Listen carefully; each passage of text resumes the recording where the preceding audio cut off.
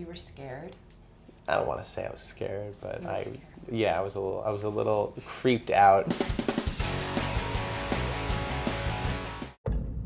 If you say his name, or even think it, he'll come for you. He makes us see things.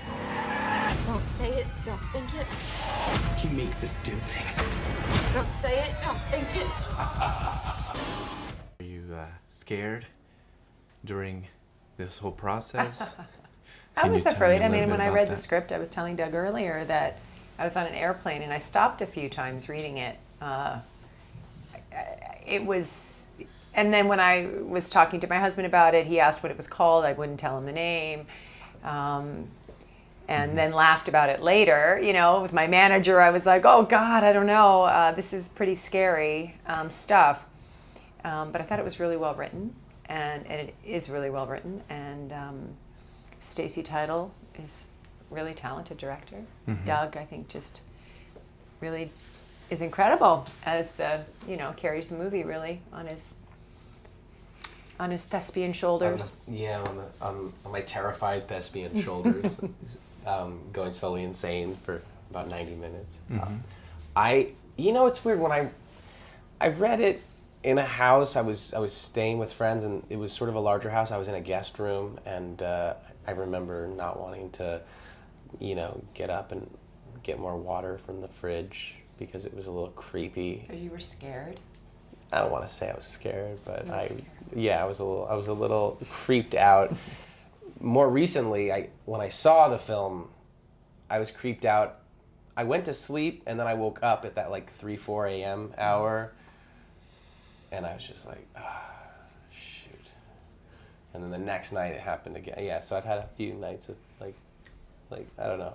I go to sleep, and then I wake up in the middle of the night, and I think about, I don't know, some of the themes that are explored in the film.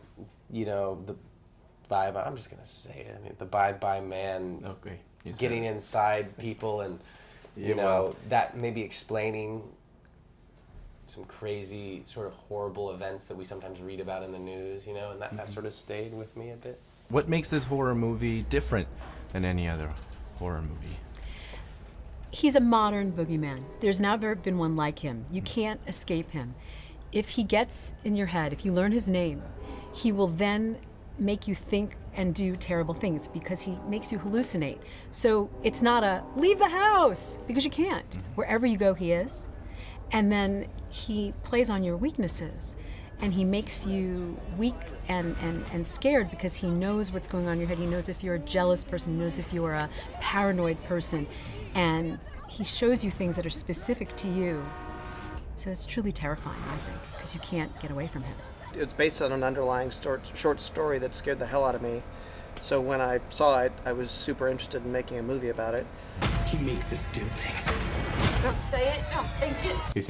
Do you believe some evil energy around? Is that what you're getting to? Yeah, I believe in there's evil energy in people. evil I remember energy. I've been on a subway, and I've seen people where I'm like, whoa, they have an evil aura, Yeah.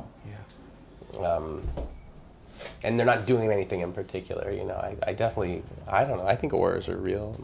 Yeah. Don't say it, don't think it, don't say it, don't think it. Bye-bye, man.